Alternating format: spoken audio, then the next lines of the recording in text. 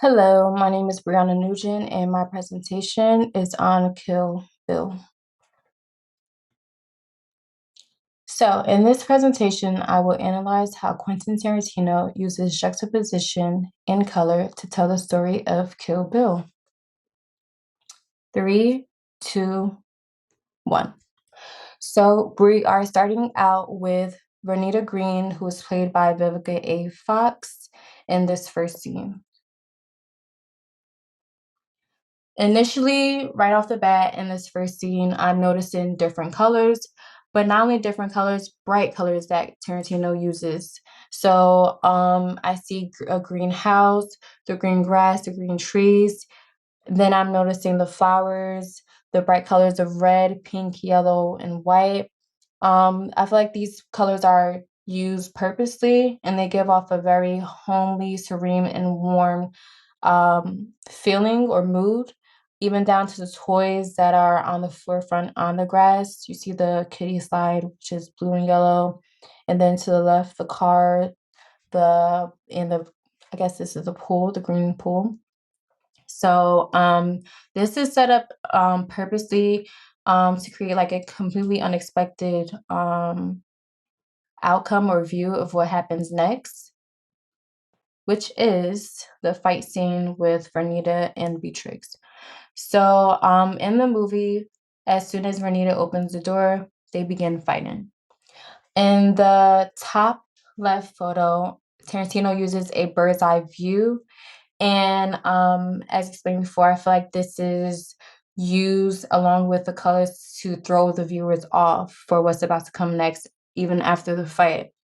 You can see in the lower left photo that the continuation of warm colors is used. We have like a greenish wall color in the back.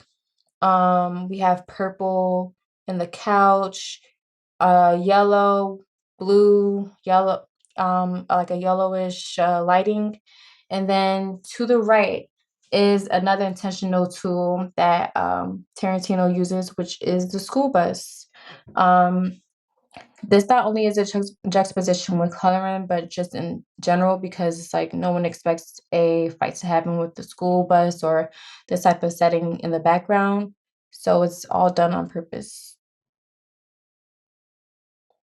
Then, as said before, he sets the audience up by having an unexpected outcome because no one would expect for this to happen, even though it is known that they are both assassins.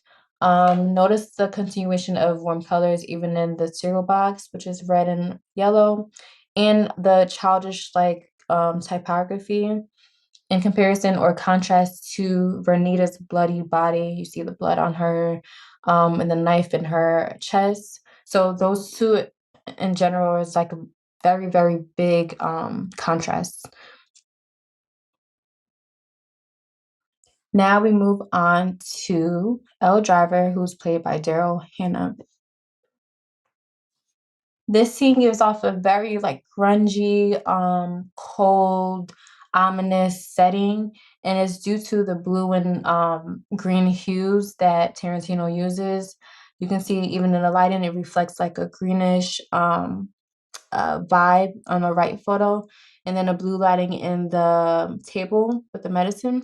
And then even the lighting on Beatrix's face is like a green type of halo effect. I feel like Tarantino uses these colors to set up an allusion to Elle Driver's personality, which can be described as cold. Now, Elle Driver is considered cold solely because she's on her way to kill Beatrix while in a what she thinks is a coma. So we can see here that the background complements Elle Driver's white outfit. The background is like an off-white-ish kind of tan color. And then Elle Driver's outfit is mainly white. You can see the eye patch, even the coat is white. Tarantino uses these kind of colors or hues, I feel like, to give off the coldness of not only her attitude, but also the feeling of an actual hospital, which we know is cold and, doesn't feel welcoming. And then we can even spot the juxtaposition of Elle and Beatrix in the top right photo with Beatrix laying in a hospital bed. And then even L Driver on the right side on her way to kill her. And the lower photo to the right with Beatrix's hand in the hospital bed, and then L Driver literally getting dressed to kill. Then we move on to the next scene, which is Oren Ishii, who was played by Lucy Liu. So, okay, we notice two stark colors that are being used in Oren Ishii's younger scenes. In this anime scene, she's wearing all red, even down to her nail color. And then in the right scene, as she's a part of the Deadly Viper assassination squad, she's wearing black. I feel like Tarantino could have used any other color. We could have used a solid pink, he could have used a solid green, but these two colors are done or used on purpose to show how serious she is in making her way to the top as an assassin. I mean, she's covered fully in red, covered fully in black. If someone was to approach you wearing that, or someone was who was a past assassin was to wear those colors, it would add on to the seriousness of their profession, I would say. So this is intentional. In this next scene, we can also see a juxtaposition with Oren Ishii and her crew, the Crazy 88. So in the background, we can see that they are wearing mainly black. Um, Besides a little detailing in Gogo Yubari's undershirt, which is white. I feel like Oren Ishii is wearing her white kimono to show not only in comparison in I guess, their placement, but to also show her leadership and her importance in this frame. So you can see the white detailing, and then you can see them in the background. Now we move on to the showdown at the House of Blue Leaves. So this scene included so many different fights, and not with different characters, mainly two characters, but the Crazy 80s have so many characters or members within their team. So one thing that stands out the most is Beatrix's yellow suit. Not only is this an ode to Bruce Lee's suit in the Game of Death film, but I think that Tarantino uses this yellow color to show the stark difference in Beatrix versus the Crazy 88.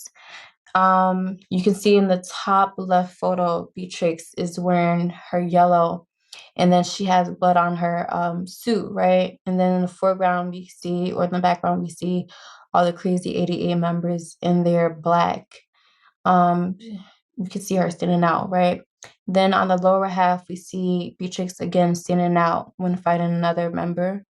And then to the right, I feel like is a very, very important frame because it shows her standing out, which is intentional by using the color yellow in comparison to the Crazy 88 members. She's in the middle, alone with her yellow, while the Crazy 88 members are around her wearing black.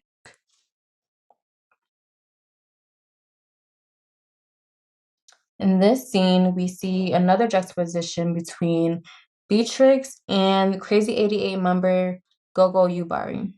So starting out with Beatrix's background, there are hues of, let's say like a yellow orange, which complement her yellow suit. We see like they align. The black goes with the wood in the background, and then the yellow complements the shades in the background. And then we see Gogo Yubari's background, which is I would explain it as a grungy, ominous, green, black kind of color.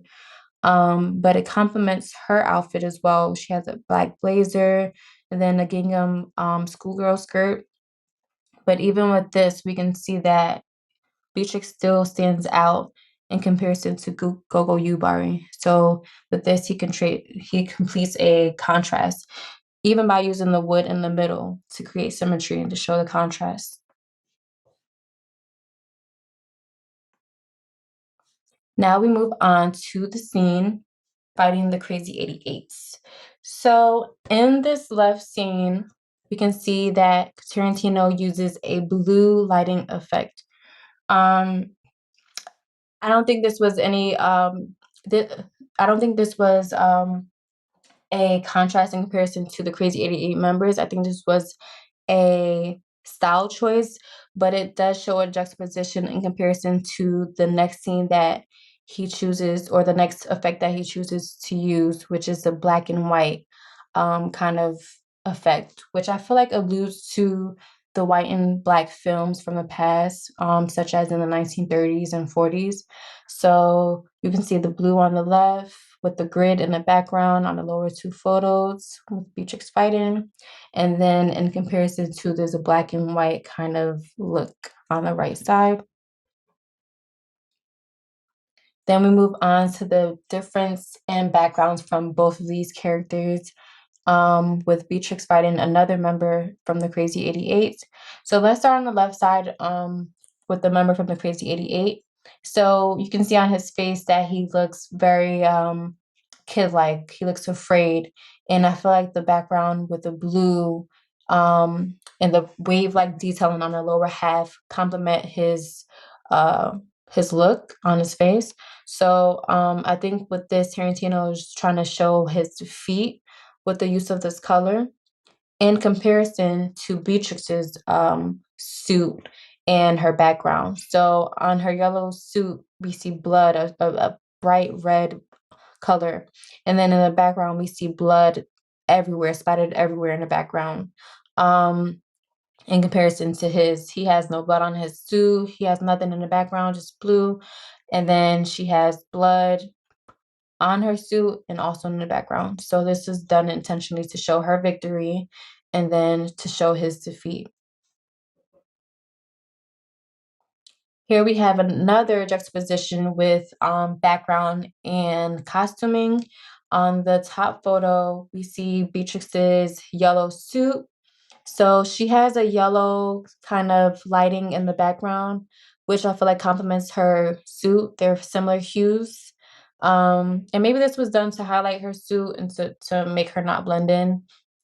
On the lower half, we see Oren Ishii's white kimono. And though she doesn't have or necessarily have a background that is white to complement or to fully match her white kimono, the background does give a complementary effect to her white kimono, even with the snow, which probably is to allude to the kimono. So we see the top is yellow and then the bottom half is white to show very, very stark contrast.